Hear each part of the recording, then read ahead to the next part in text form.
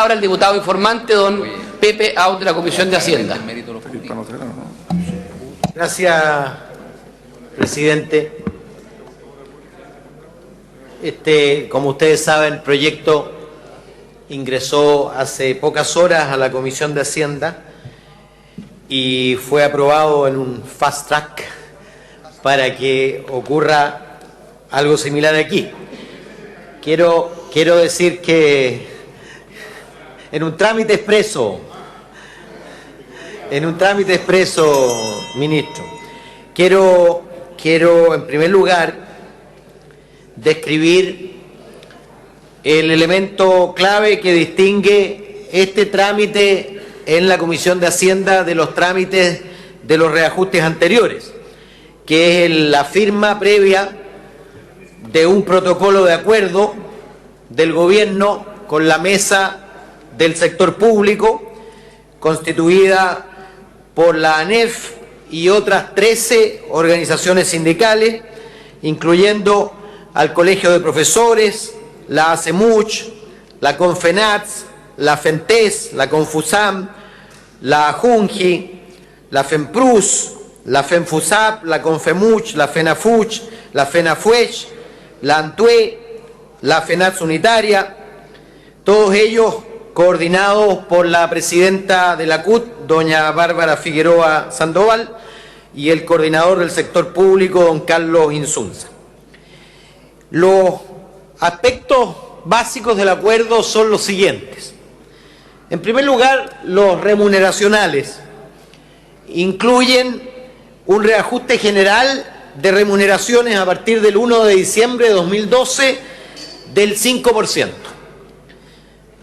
En segundo lugar, un reajuste de los distintos aguinaldos de un 5,3%, lo que lleva el aguinaldo de Navidad a la cifra de 44.226 pesos para los funcionarios que tienen un ingreso bruto superior a 580.466 y un aguinaldo de Navidad de 23.466 para aquellos que tengan una remuneración superior a 580.466 pesos, siempre y cuando esta remuneración sea inferior a 1.927.314. Nosotros estamos sanamente excluidos de los beneficios de aguinaldo de Navidad y lo mismo del aguinaldo de Fiestas Patrias, que en 2013 tendrá un valor de 56.941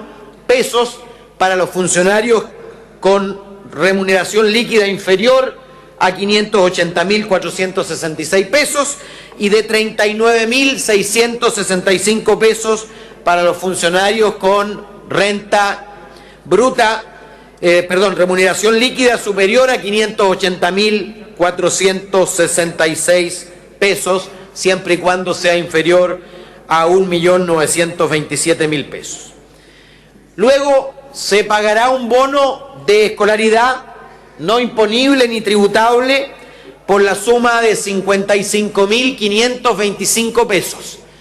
Ese bono de escolaridad es universal, es decir, es para todos los funcionarios públicos.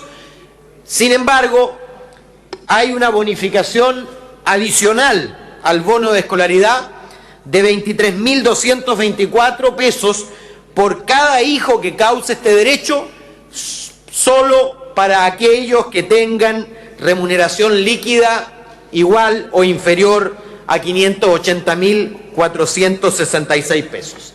Es decir, un bono de escolaridad universal y un adicional para las rentas inferiores a 580.466 pesos. El aporte a los servicios de bienestar se fija en 96.504 pesos y un aporte extraordinario de 9.650 pesos. Al mismo tiempo, se restablecen nuevas cifras referidas a los salarios mínimos del sector público. La remuneración mínima mensual de auxiliares será de 247.184 pesos, la mínima de administrativos de 280.324 pesos y la mínima de técnicos de 301.526 pesos. Se establece luego un bono de acuerdo que se pagará por única vez en diciembre próximo de 185.000 pesos para los trabajadores con remuneración bruta igual o inferior a 631.800 pesos y de 92.500 pesos para los trabajadores que tengan remuneración bruta superior a 631.800, siempre y cuando ésta sea inferior a 1.927.314 pesos. Luego se establece por primera vez un bono de vacaciones, digo bien por primera vez porque esto fue muy destacado por la ANEF, un bono de vacaciones de 60.000 pesos para los trabajadores con remuneraciones iguales o inferiores a 580.466 pesos y de 40.000 pesos para remuneraciones líquidas superiores a ellas, siempre y cuando no superen la cifra ya citada. Se incorporará finalmente una norma aclaratoria en la ley de reajuste para que las cantidades a que tengan derecho los funcionarios a través de planilla suplementaria también sean reajustadas en el mismo porcentaje que el reajuste general de remuneraciones. El segundo ítem del acuerdo, que no solo incluyó aspectos remuneracionales, tiene que ver con la instalación de mesas de trabajo. Un conjunto de mesas de trabajo que tienen por horizonte el 30 de abril para evacuar un informe, que son las del seguro cesantía para funcionarios públicos, las asignaciones de técnicos y profesionales, la discusión sobre viáticos, la discusión diputada sobre acoso sexual y laboral y código de buenas prácticas laborales, la discusión sobre cuidado infantil y la discusión, diputado, sobre permiso postnatal parental, todas ellas con el horizonte 30 de abril, y con el horizonte 31 de julio se incluyen otras 5 mesas, una sobre trabajo decente, que incluirá la temática de estabilidad laboral y carrera funcionaria, otra sobre regularización de honorarios, una tercera sobre asignaciones y bonos de zona y zonas extremas, una cuarta sobre libertad sindical y prácticas antisindicales, y una final sobre la cobertura de la Ley de Reajuste General del sector público y sus beneficios. Finalmente, el protocolo incluye, y esto fue muy importante escuchando las palabras del presidente de la ANEF, un protocolo que incluye un instructivo a jefes de servicios sobre el proceso de renovación del personal a contrata, donde se señala de manera explícita que las eventuales no renovaciones de las contratas deberán entenderse en forma restrictiva y limitada a casos debidamente fundados y acreditables, y sobre la base de que concurran criterios objetivos que impidan arbitrariedades en el ejercicio de las facultades correspondientes. Y para ello, las decisiones de los jefes de servicio deberán estar alineadas con criterios básicos aplicables a todos los servicios públicos. Y por lo tanto, se recomendarán para la renovación la evaluación del desempeño del funcionario o en la continuidad de los planes o programas para los cuales éste presta servicios. Asimismo, se solicitará en este instructivo a los jefes de servicio que den aviso con al menos 30 días de anticipación, que otorguen las facilidades para que se haga uso del derecho a feriado legal y se procure dar especial atención a los años de servicio, situaciones de funcionarios en edad de jubilar o próximos a cumplirla y con enfermedades graves. Y finalmente se define mantener el proceso de reconsideración de los términos de contrata. Este fue el contexto de la discusión del proyecto de ley en sí mismo, contexto naturalmente que fue transversalmente valorado por llegar esta vez con acuerdo y en particular por incorporar también en dicho acuerdo a la Asociación Nacional de Empleados Fiscales, que ya hace bastante tiempo no concurría a un acuerdo previo sobre el reajuste. Quiero decir que a la sesión, que fue calificada de discusión inmediata, asistieron los diputados Ernesto Silva, su presidente, el suscrito, el diputado Leopoldo Pérez y luego Joaquín Godoy, el diputado Enrique Jaramillo, el diputado Isa Cort, el diputado Pablo Lorenzini, el diputado Miodrag Marinovich, don Carlos Montes, José Miguel Ortiz, don Carlos Recondo y también Carlos Vilches en su reemplazo, don Alberto Robles, Alejandro Santana, sustituido también por don José Manuel Edwards, y Gastón von Mühlenbrock, sustituido parcialmente por don Patricio Melero. También asistieron y fueron muy bienvenidos por sus aportes los diputados Osvaldo Andrade, Tucapel Jiménez, Nicolás Monkeberg, Jorge Sabaj, Felipe Salaverry y la diputada Alejandra Sepúlveda. Los ministros concurrentes fueron el ministro secretario general de la Presidencia, don Cristian Larroulet, el ministro de Hacienda, Felipe Larraín, y tuvimos la visita también de la ministra del Trabajo y Previsión Social, doña Evelyn Matei. No daré señales respecto de esa visita. Por supuesto, también estuvo el subsecretario Alvarado y los demás funcionarios del ministerio. Tuvimos el placer de poder escuchar al presidente de la ANEF, Raúl de la Puente. El proyecto fue sometido a votación en general y fue aprobado por 12 votos a favor y una abstención. Se abstuvo el diputado Marinovich, votaron a favor todos los demás miembros de la Comisión de Hacienda. El diputado Lorenzini formuló una indicación para que las remuneraciones, asignaciones, beneficios y demás retribuciones que excedan las 100 unidades de fomento se les aplique un reajuste menor del 3%. Eso incluiría naturalmente a parlamentarios, subsecretarios, ministros y demás.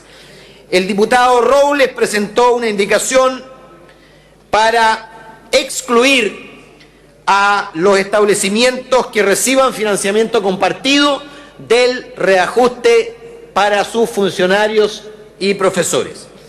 El diputado Marinovich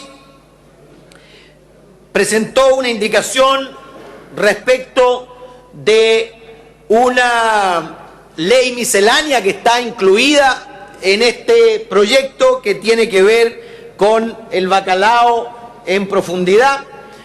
No se aceptan comentarios risibles. Hay varios tipos de bacalao, efectivamente, donde plantea que la cuota asignada para licitar al sector artesanal debiera separarse por regiones y se asignará entre los pescadores artesanales debidamente registrados en cada una de las regiones. En aquellas regiones donde no exista un registro de pescadores artesanales del bacalao, deberá crearse este considerando una antigüedad mínima de 5 años en las faenas extractivas de la región. Esto efectivamente no tiene estrictamente nada que ver con el reajuste, pero el Ministerio de Hacienda hizo uso de su derecho para introducir una ley miscelánea en el contexto de este proyecto de ley.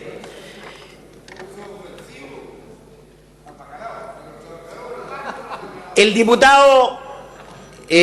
presidente de la Comisión de Hacienda declaró inadmisibles todas las indicaciones precedentes por incidir en materias de exclusiva iniciativa del presidente de la República, conforme a lo señalado en el artículo 65.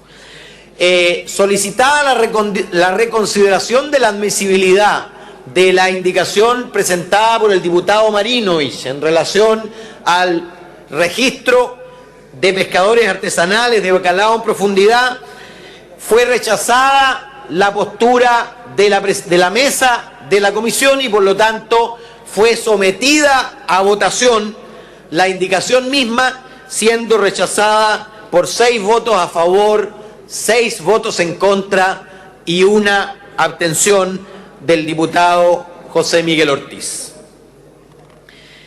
Se solicitó votación separada de los artículos 1 y 34 del proyecto.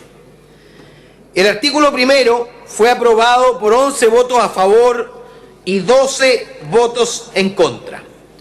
Se opusieron los diputados Pablo Lorenzini y Miodrag Marinovich. El resto de los miembros de la comisión votó a favor.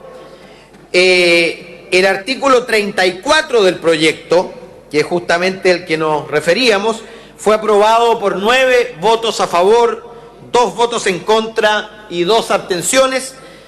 Votaron en contra los diputados Marinovich y Robles y se abstuvieron los diputados Lorenzini y Montes.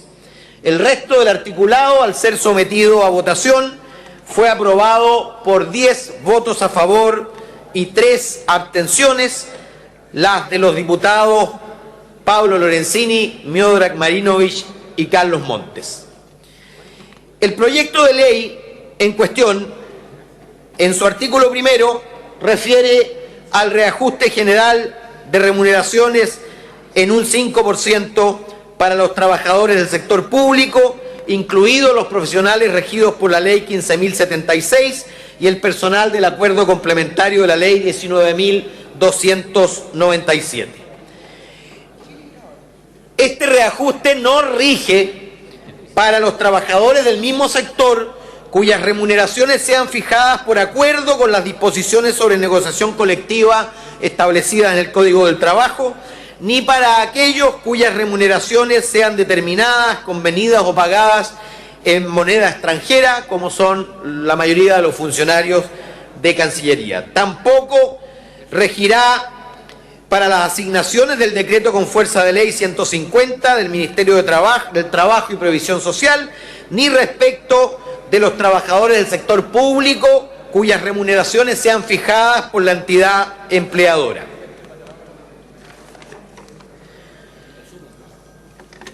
Resumo. Sí, ya había resumido en realidad. En el artículo 2 se refiere a las asignaciones a las que me referí en extenso. Estoy hablando de la asignación del aguinaldo de Navidad, del aguinaldo de Fiestas Patrias, y en el artículo 3 establece que el aguinaldo que otorga el artículo anterior corresponderá también a los trabajadores de las universidades que reciben aporte fiscal directo, para lo cual el Ministerio de Hacienda prevé la transferencia de poco más de 3.000 millones de pesos para poder hacerse cargo de ese reajuste. El artículo 4, los aguinaldos de esta ley, en lo que se refiere a los órganos públicos descentralizados, a los órganos y servicios públicos centralizados, serán de cargo del fisco, y respecto de los servicios descentralizados de las empresas señaladas expresamente en el artículo 2.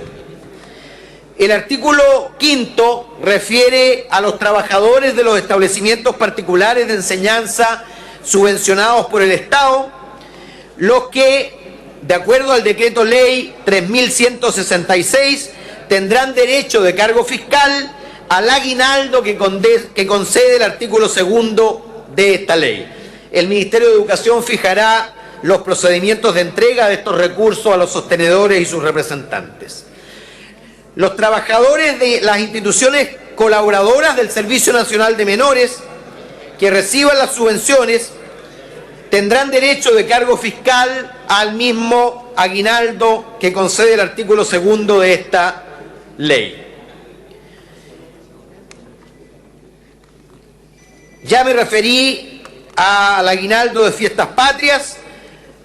También se establece, como les dije, un bono de vacaciones en esta ley, y también se establece el reajuste al bono de invierno que reciben los pensionados con pensión básica solidaria, con pensiones de garantía estatal y en los mismos requisitos que están establecidos en la ley, hasta un cierto monto máximo de ingreso de la pensión.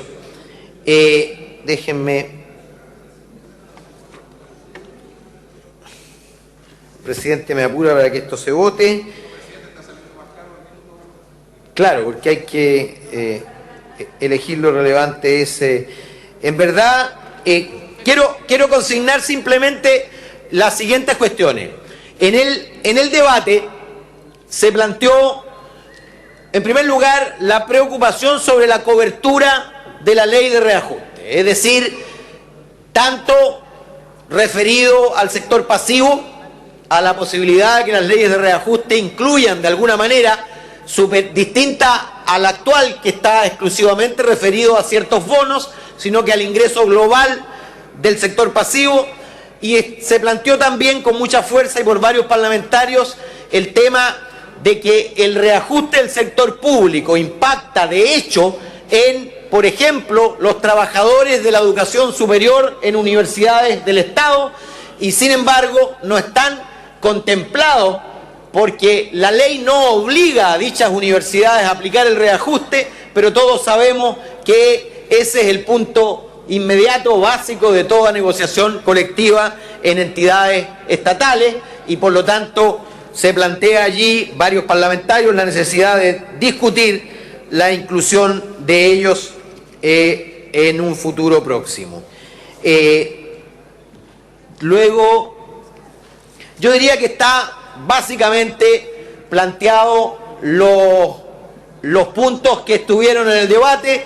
Vuelvo sobre el punto del bacalao, donde la objeción planteada por el diputado Marinovich tiene que ver con la imposibilidad de asignar a pescadores artesanales de la región de Magallanes por no existir un registro previo, y en consecuencia serán los pescadores artesanales de las otras regiones las que vayan a pescar bacalao en profundidad en esa región.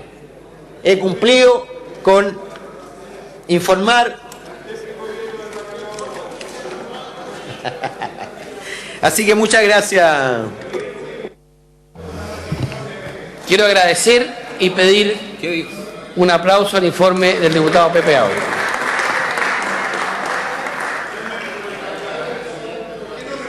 Quiero iniciar el debate. Presidente, una cuestión reglamentaria. Osvaldo Andrade. Una cuestión reglamentaria antes de escuchar